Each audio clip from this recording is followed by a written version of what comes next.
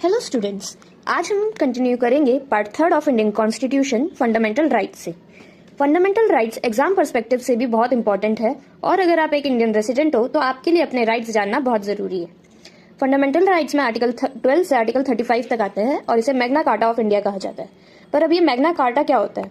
Magna carta पहला ऐसा written document है जो लोगों के राइट्स के बारे में बात करता है, जो ब्रिटेन में बना था। तो इसीलिए फंडामेंटल राइट्स को मैग्ना कार्टा ऑफ इंडिया कहा जाता है कि इंडिया का डॉक्यूमेंट जो फंडामेंटल राइट्स के बारे में बात करता है। फंडामेंटल राइट्स के बारे में पहली बार डिस्कस हुआ था आईएनसी के कराची सेशन में, जो सरदार वल्लभ भाई पटेल ने एक रेजोल्यूशन रखी थी फंडामेंटल राइट्स को लाने के लिए। आगे देखते हैं। फंडामेंटल राइट्स ओरिजिनली जब बने थे तब 7 टाइप्स के थे, पर अब सिर्फ 6 है। तो देखते हैं कौन से हैं। राइट टू इक्वेलिटी जो आर्टिकल 14 से 18 तक आते हैं। राइट टू फ्रीडम जो 19 से 22 तक आते हैं। राइट अगेंस्ट एक्सप्लॉयटेशन जो आर्टिकल 23 एंड 24 है। Right to freedom of religion article 25 to 28। Cultural and educational rights जो आर्टिकल 29 और 30 है। और right to property article 31 and right to constitutional remedies article 32।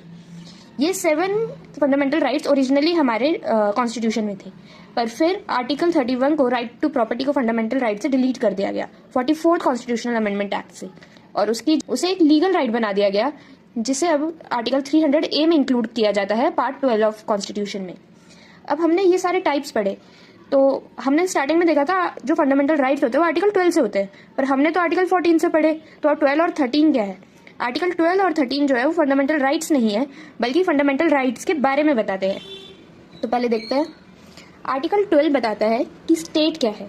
State है government and parliament of India, government and legislature of each state, कोई local authorities जैसे पंचायती राज, municipalities और कोई बाकी अथॉरिटीज जो स्टेट से रिलेटेड है। आर्टिकल 13 हमें बताता है लॉ के बारे में।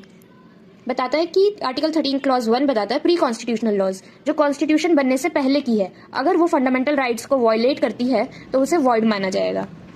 ऐसे ही पोस्ट कॉन्स्टिट्यूशनल लॉज, अगर कोई लॉ बनती है पर वो फंडामेंटल राइट को वॉयलेट करती है तो उसे भी नल एंड वॉइड माना जाएगा। आर्टिकल 13 क्लॉज 3 बताता है लॉ क्या होती है, तो इसमें ये इंक्लूड करता है ऑर्डिनेंसेस को, ऑर्डर को, कोई रूल या रेगुलेशन है या कस्टम है जिसमें लॉ लगती है इंडिया की, उसे लॉ कहा जाता है। अब ये तो बहुत सारे राइट्स हो गए, इन्हें इसी ऑर्डर में याद कैसे करेंगे? तो एक छोटी सी ट्रिक से याद करते हैं। ये ट्रिक को समझना पड़ेगा। अब देखो आर्टिकल 14 टू 18, इसको एज के हिसाब से देखते हैं। 14 से 18 की एज में नॉर्मली स्टूडेंट्स जो होते हैं वो स्कूल में होते हैं। स्कूल में सेम यूनिफॉर्म होती है, सेम यूनिफॉर्म मतलब इक्वालिटी होती है।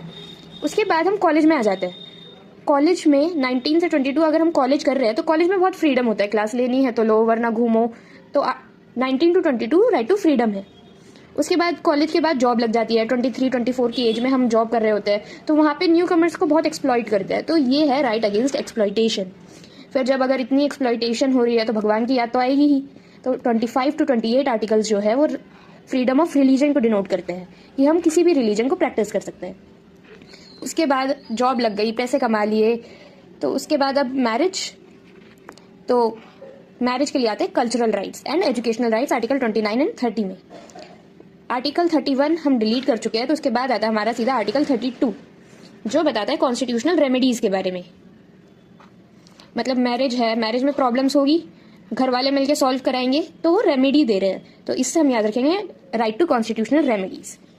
तो इसी के साथ हम ये वीडियो एंड करते हैं। ये सारे पार्ट्स हम डिटेल में पढ़ेंगे नेक्स्ट पार्ट में। Thank you.